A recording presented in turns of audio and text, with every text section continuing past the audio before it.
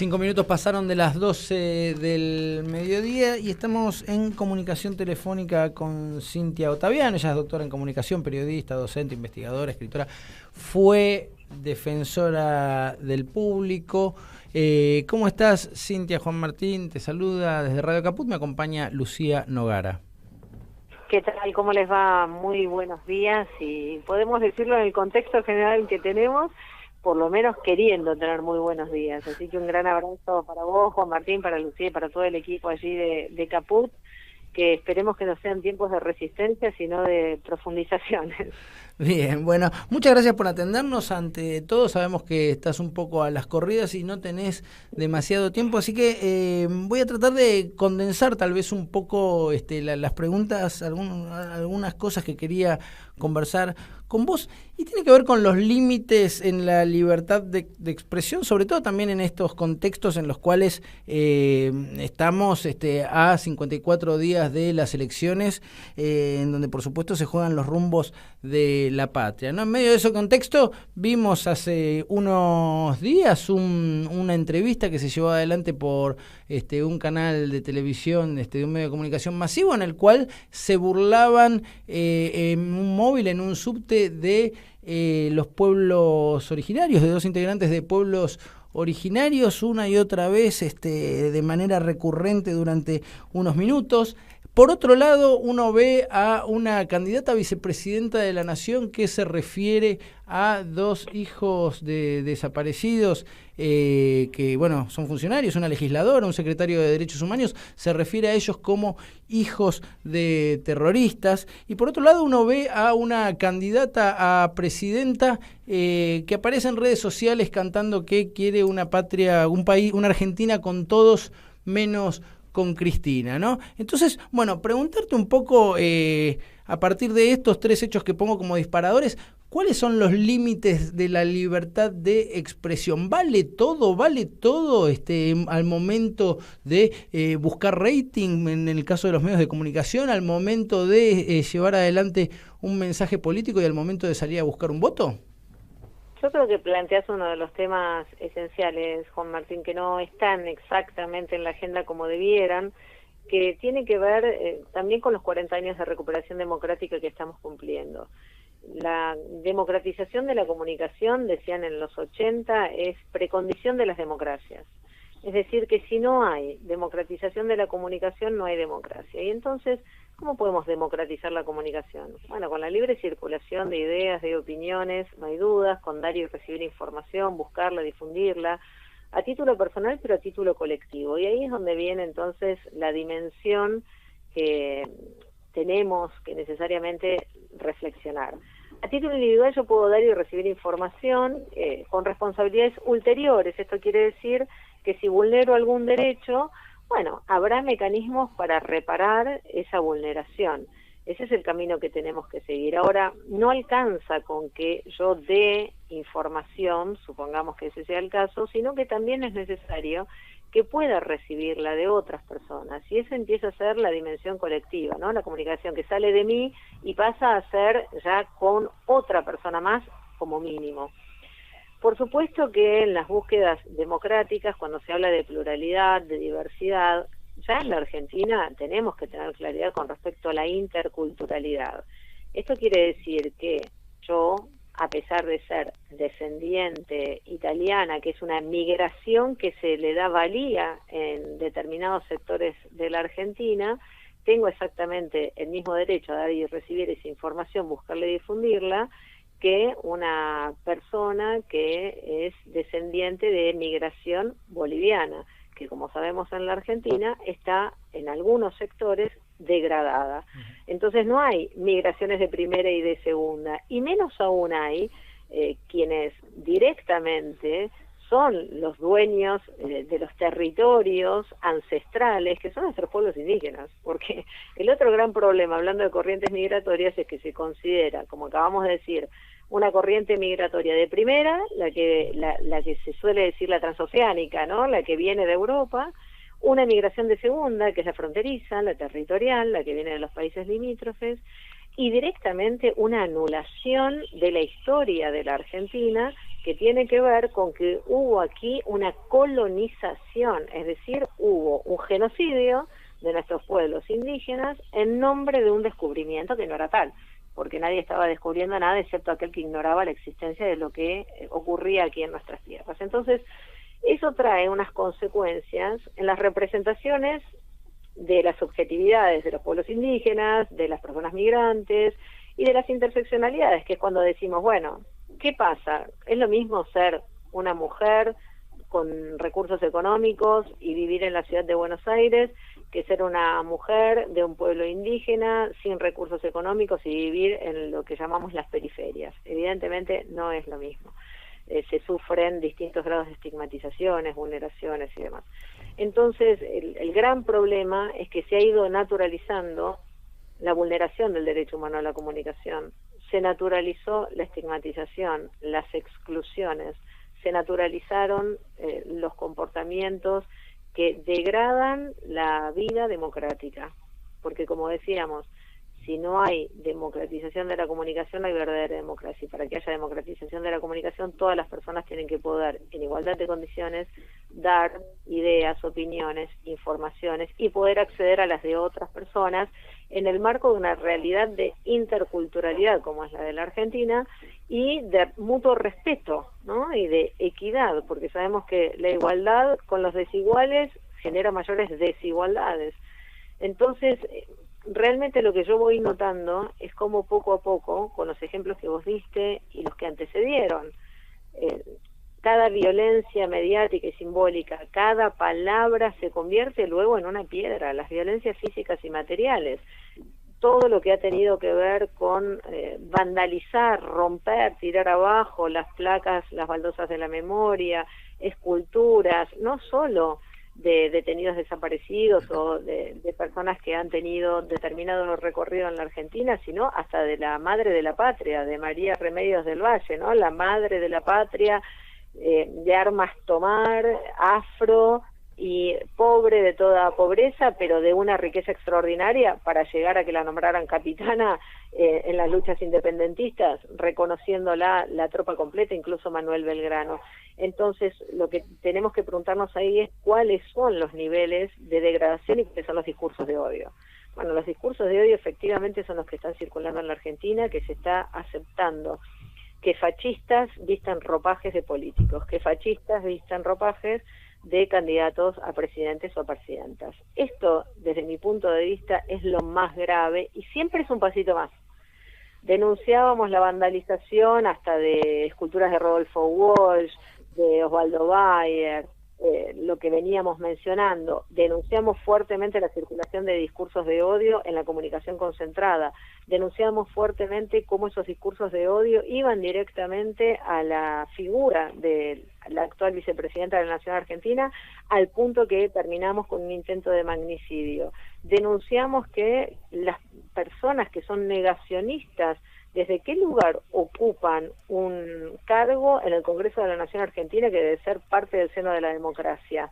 Y sin embargo se ha seguido adelante sin hacer las transformaciones y sin que hubiera consecuencias suficientes para poner un límite a los avances que calificamos en su momento de neofascistas. Yo ya directamente vuelvo a recuperar la palabra fascismo.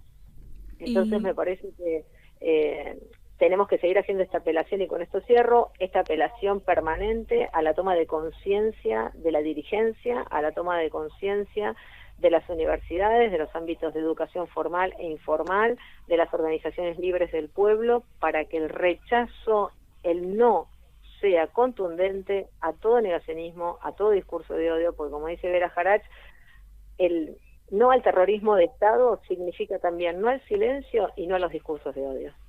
Y Cintia, te llevo a un caso puntual, porque me parece que también es interesante verlo desde el lado de los medios de comunicación, que es el que ocurrió en el programa de Fabián Doman, donde se burlaron de integrantes del Tercer Malón de La Paz, y que sucedieron dos cosas. Una es que por suerte, por lo menos a mí es algo que me sorprendió mucho, recibieron muchas denuncias en la Defensoría del Público sobre este tema en particular, pero que después, a la hora de disculparse, lo que dijo Fabián Domanes, y quiero leerlo textual, dijo el jueves durante un móvil que tuvo lugar aquí, luego de una serie de diálogos, hubo una incomodidad por parte de 2 personas que fueron entrevistadas muchas personas durante ese móvil, pero hubo 2 que se sintieron mal. Nosotros no hacemos un programa para incomodar a nadie, de manera tal que a todos aquellos que fueron partícipes o no de dicho móvil y se sintieron mal, le queremos pedir disculpas. Siento como que, y quiero saber que me digas vos qué opinás, que sos quizás quien sabe más sobre este tema, que no pareciera una disculpa genuina, ¿no? Es como si te sentiste ofendido y no tomar en realidad responsabilidad de decir, bueno, no, tuvimos comentarios que pueden fomentar el odio o la burla hacia sectores de los pueblos originarios y queremos pedir disculpas. Creo que es súper genuino que vos digas que sentiste esta incomodidad con respecto, o esta duda, o este no sentir la genuinidad por parte del pedido de disculpas, ¿no? Porque justamente con lo que vos estás trayendo es con lo que se puede construir una reparación a los daños causados. Primero, situarnos, contextualizarnos. La comunicación es un derecho humano, la comunicación no es un negocio. Vinculando un poco con lo que decía Juan Martín, ¿puede haber gente que gane plata con la comunicación? Sí, por supuesto, pero no debe ser el fin primero ni el último. El fin primero y el último es la socialización de la información, la difusión de información socialmente relevante para la toma de decisiones de la vida cotidiana, el entretenimiento también, por supuesto, la cultura, pero nunca el fin o el principio pueden ser la vulneración para, a través de esas herramientas de vulneraciones, ganar dinero. Y esto hay que ponerlo en tensión, y Juan Martín sabe muy bien que sigo a un italiano que se llama Luigi Ferrajoli, que puso en tensión al extremo esta conceptualización de cómo tiene que transformar lo que se conoce como la empresa periodística. Si la comunicación es un derecho humano, toda comunicación es pública. Si toda comunicación es pública y es un derecho humano, el Estado debe ser garante. Y por ende, debe ser como la salud, que la salud debe ser pública, y luego eventualmente hay quien hace dinero, pero nos tenemos que preguntar, ¿tiene que haber empresas que busquen ganar plata a través de la salud? ¿Tiene que haber empresas que busquen ganar plata a través del derecho humano a la comunicación?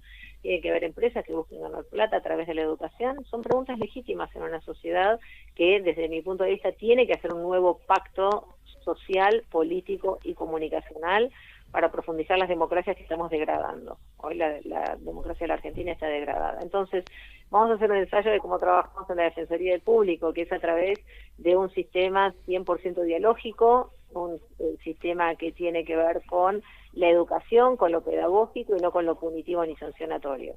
Lo primero que hay que preguntar es a todas esas personas que reclaman y que denuncian, bueno, ¿qué consideran que se vulneró? Puntualmente dirán, por ejemplo, la forma en la que fueron tratados, representados los pueblos indígenas, o lo que hayan argumentado, y también le preguntábamos cómo crees que se puede reparar el daño causado. Y eso es esencial, porque en ningún caso lo resolvimos en la Defensoría del Público de la misma manera. No estoy de acuerdo con las tabulaciones, ¿no?